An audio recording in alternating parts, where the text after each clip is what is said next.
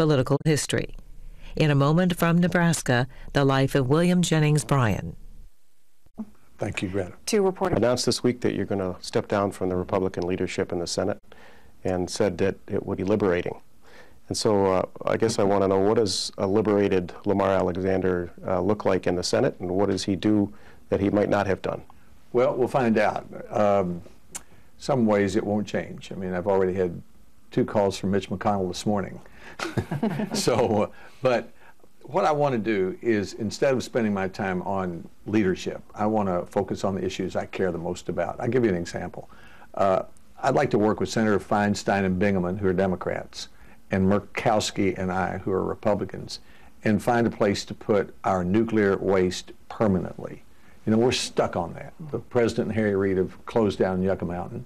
We've got 104 nuclear plants. We need a permanent repository. We'll have to work across party lines to do it. I believe we can do that. I'd like to have the time to do it, and I'd like to have the ability to do that.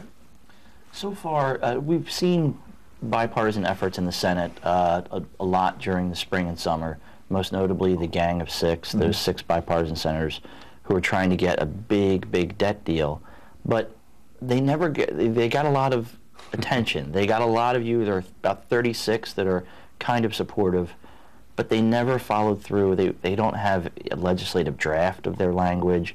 They're not even close to ever putting something on the floor for a vote. So how do you, the liberated Lamar Alexander, how do you go from their sort of debate society view of what should happen to actually getting something accomplished? Well, the people who have never been a part of the Senate don't understand that it operates by unanimous consent. So each senator has about the same amount of influence. What I can do is make it easier for them to succeed. For example, when the Gang of Six announced its report, I endorsed it. Now, that's just a small thing, but it helped gain credibility. And what I'll be doing, and next I joined the 37 senators and said, we want you to succeed and we urge you to go as big as you can. When you get a third of the senators of both parties agreeing on something important, that's a really big step. So I'm going to be focusing on a result. Instead of just making speeches, I'm going to do what I can to see if they can get to a result, and then I'm going to try to support it, even if it's not perfect. Well, in the current Senate, what does the leadership focus on, if not result? Well, the leadership has to take positions that reflect the caucus feelings at the moment. I'll give you an example. Soon after I came to the Senate, we were stuck with a nuclear option. The Republicans were going to, quote, blow up the Senate because the Democrats were filibustering President Bush's judicial nominees. Right.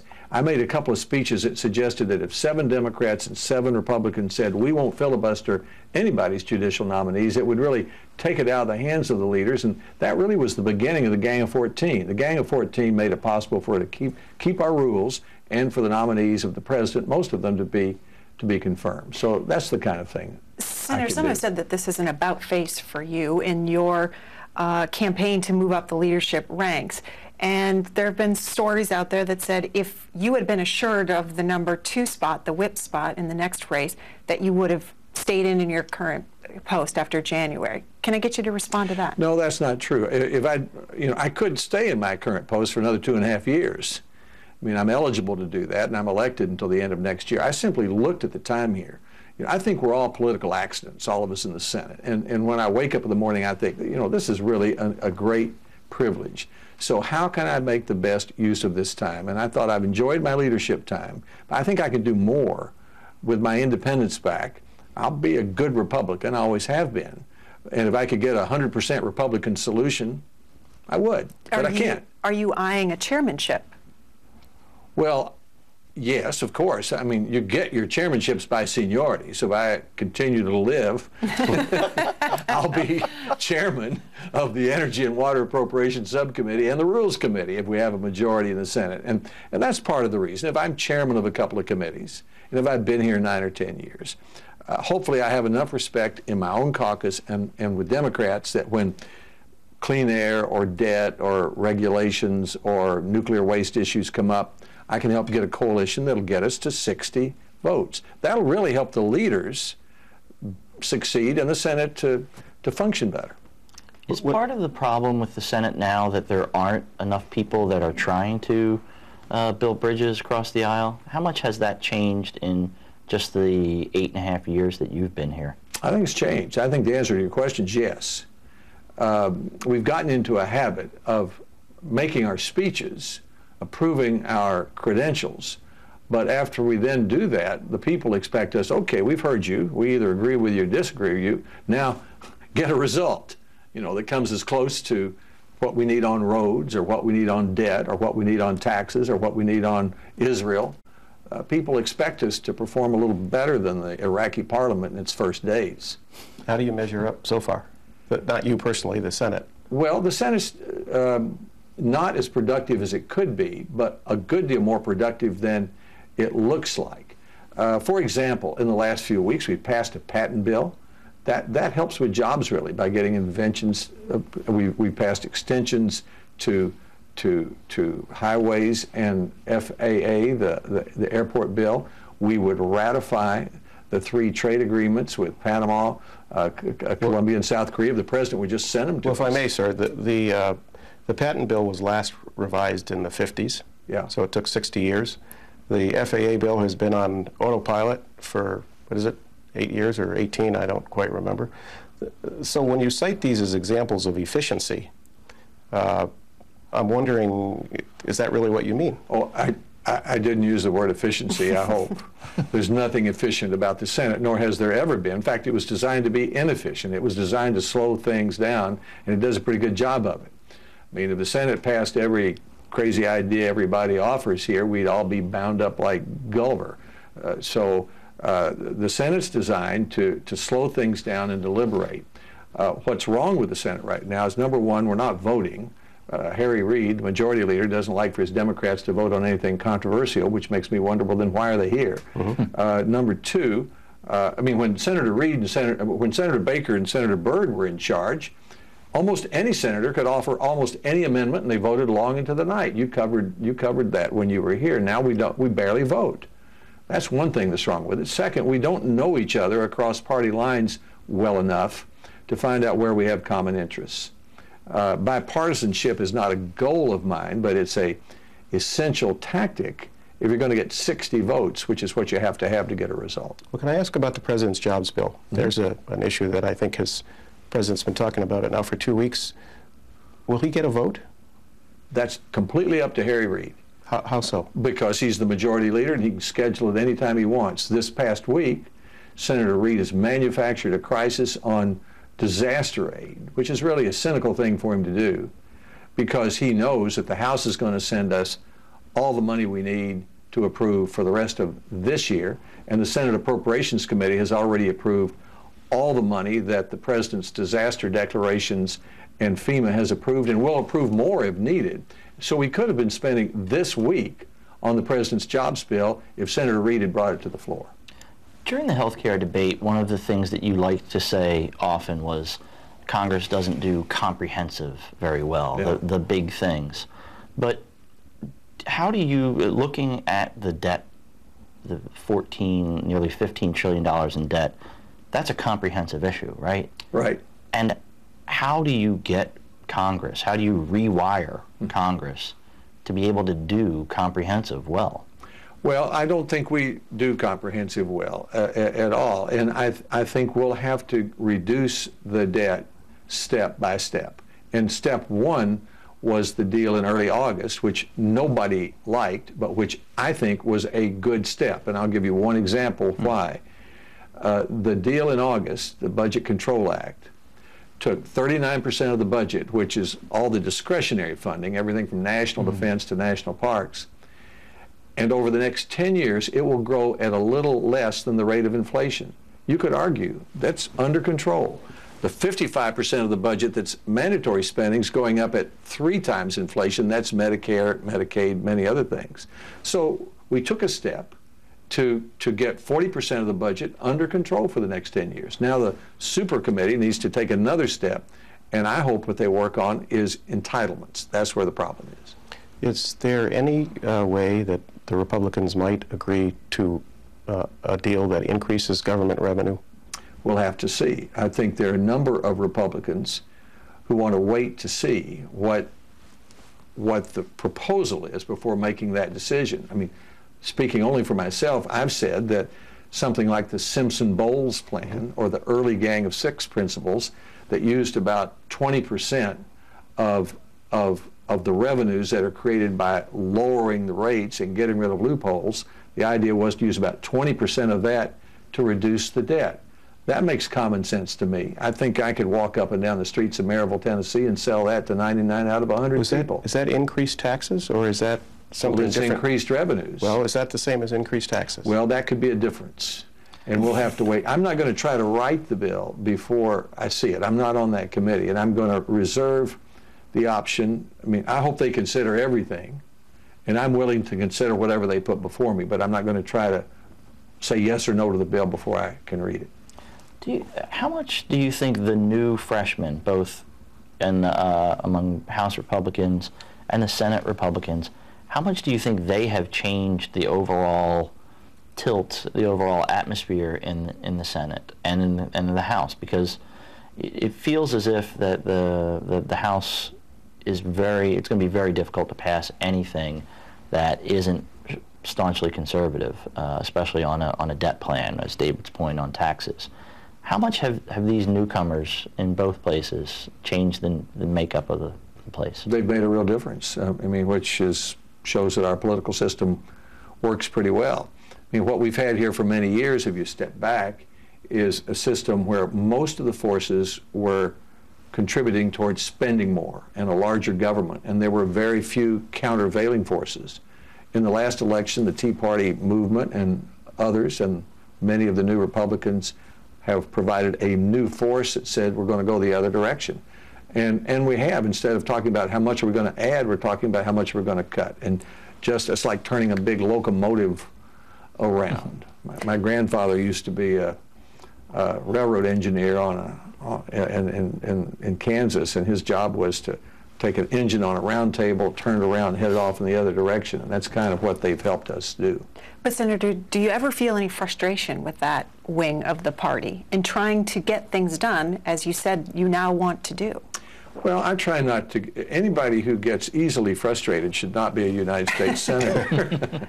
I mean, it's a very... Well, not easily frustrated, but do you ever feel any sort of frustration? Well, I'm really serious about that. I mean, I serve in a body that literally operates by unanimous consent. So anyone, a Tea Party senator, a nice socialist from Vermont, can just stop the train. You know, so that could be frustrating if you're used to getting things done. But what one has to do is just to say, okay, let's try to develop coalitions and find some way to get a result, which is what I enjoy doing, what I'm accustomed to doing, the reason I made the decision I made this week. You worked on bipartisan legislation earlier this year to reduce the number of presidential appointees who need to be confirmed by the Senate. How hard was that to get done? Hard. It was hard. Why? What was working against you? Well, years of trying. I mean, all the best people in the Senate have tried to do that for 20 years. I mean, Senators Reid and McConnell tried to do it when they were whips. Great writers have written about how it needed to be done, but we got it done, and we made a step forward in reducing and bringing some sense to the confirmation process, and hopefully getting an agreement that we would bring more bills to the floor and allow senators to offer more amendments and get more votes. The last part hasn't worked as well. Why do you think that's the case?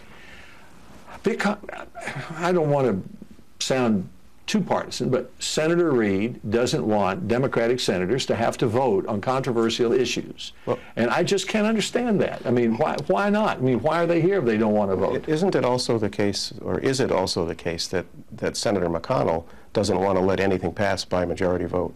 Well, no, he wants 60 votes.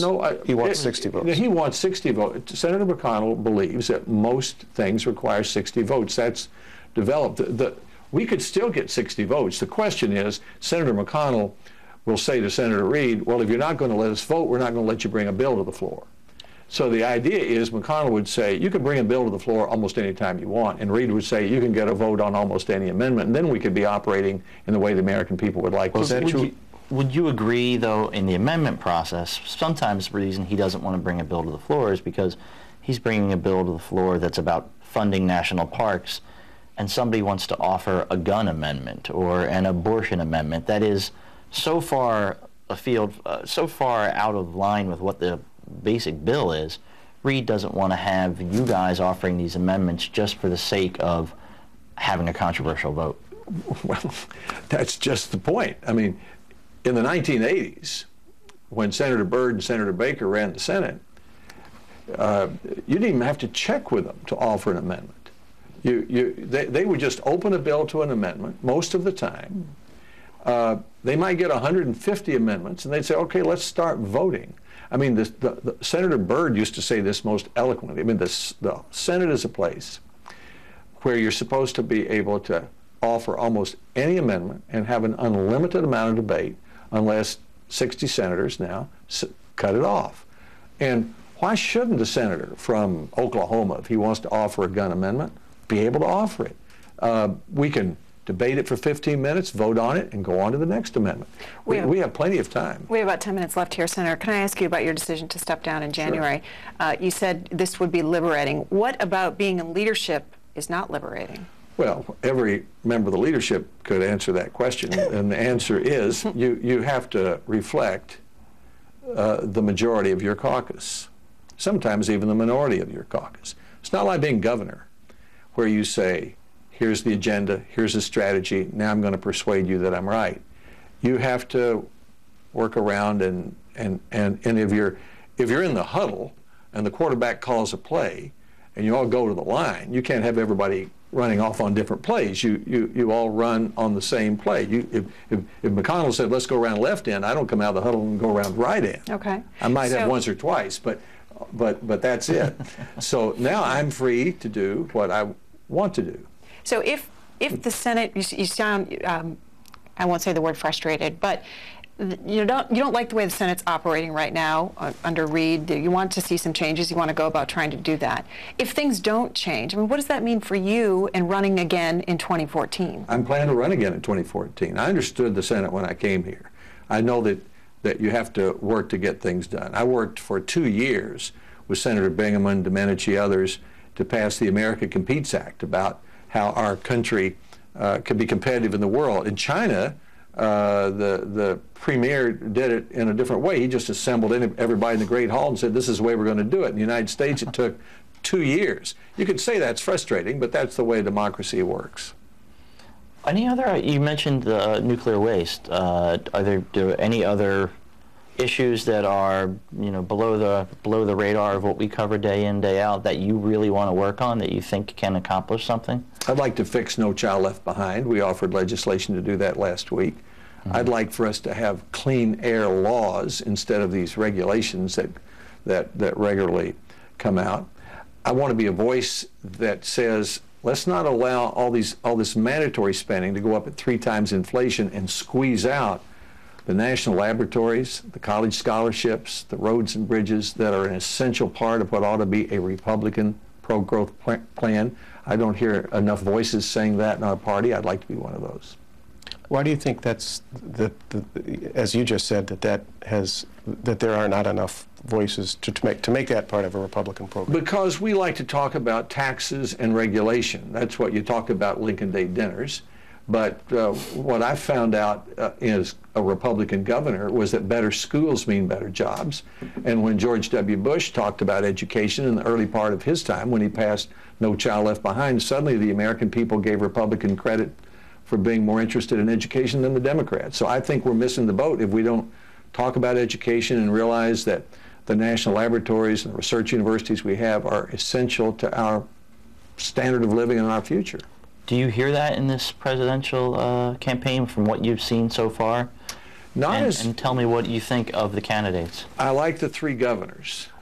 I'm biased toward governors, but I think Governor Romney and Governor Perry and Governor Huntsman each have shown strong leadership qualities, and I think while President Obama has a great many admirable characteristics, that he's never been an executive, and that he doesn't lead as a president should. He doesn't set a long-term agenda, present a strategy, and then focus on it long enough to lead the country forward. And then we're zigging and zagging and in a confused state. And I get the sense that Romney or Perry or Huntsman all could do better at that than the current president. Let me ask you about Social Security, which is obviously an issue in the primary campaign, and I presume would be again in the fall.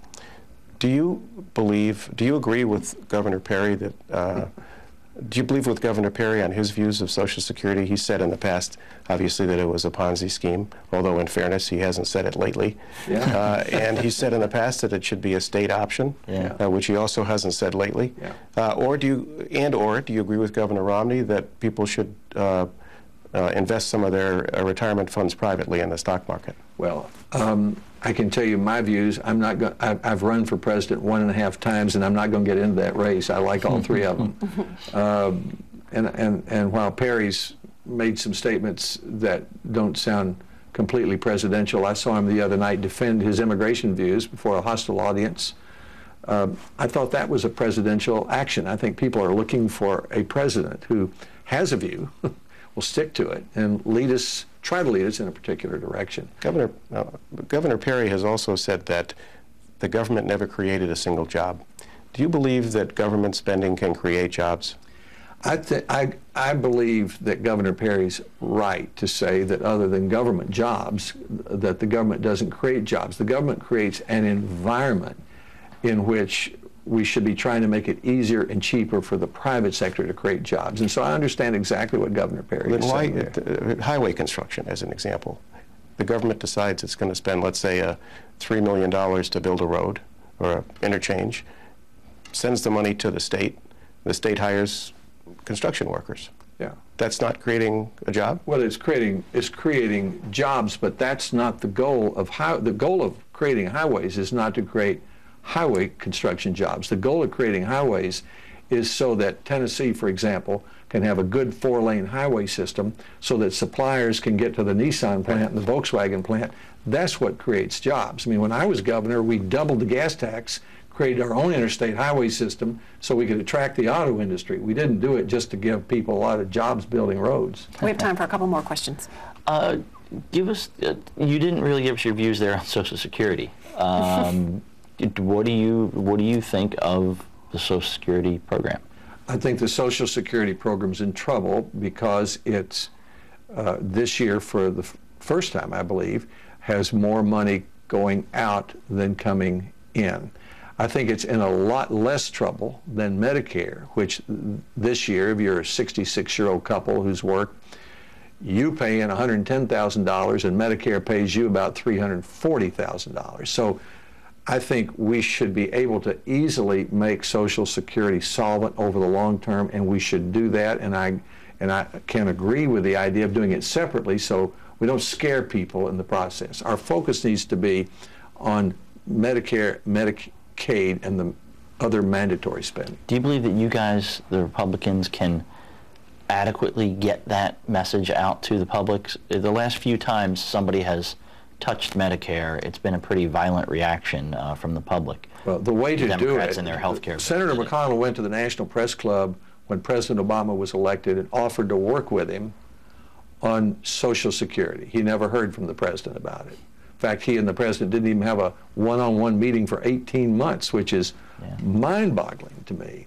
So the way to fix Social Security is for the president and Republicans to agree on a way to do it. The way to get the debt down is the same.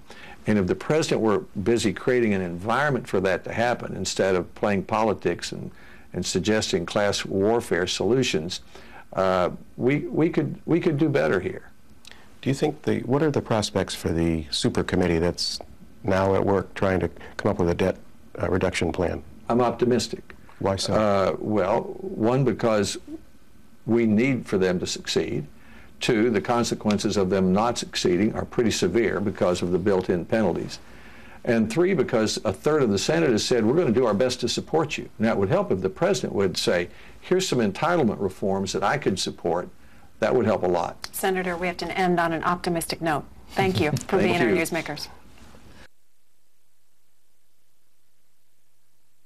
And we're back with our two reporters, David Espo of the Associated Press and Paul Kane of the Washington Post. David, let me begin with you. Lamar Alexander stepping down in January from his leadership post out of the conference chairman. What did you hear? He's saying he wants bipartisanship, wants to work across the aisle. What did you hear for the prospects of that? Well, I think Senator Alexander has a strong record of trying to work across party lines from within the leadership. Most recently, he and Senator Schumer worked on legislation to cut down on the time-consuming confirmation of presidential appointees. That's a relatively minor issue in the broad scheme of things, but you know, I think any time that there's a desire to work across party lines, it increases the prospect, and the Senate, as a result, could become less gridlocked.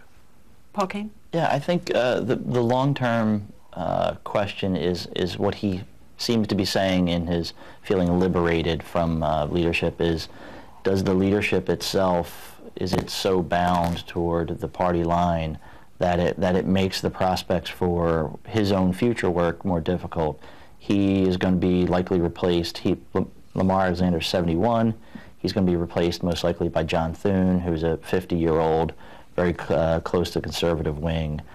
John Kyle is a 69-year-old who is going to be replaced as the number 2 position by, well, most likely John Cornyn, 59, the campaign chairman. It could set up a team that is sort of younger, more assertive, more conservative. Does that set up well for bipartisan cooperation? I think that's a question that we're going to wait to see in the months and years to come. Well, the senator compared it to a quarterback, and Mitch McConnell being the quarterback and calling a play, and you have to do what the quarterback says. So does that mean, did you hear that he didn't like the calls that were, the plays that were being called? No, I didn't hear that, although he said that there are a few occasions when he doesn't.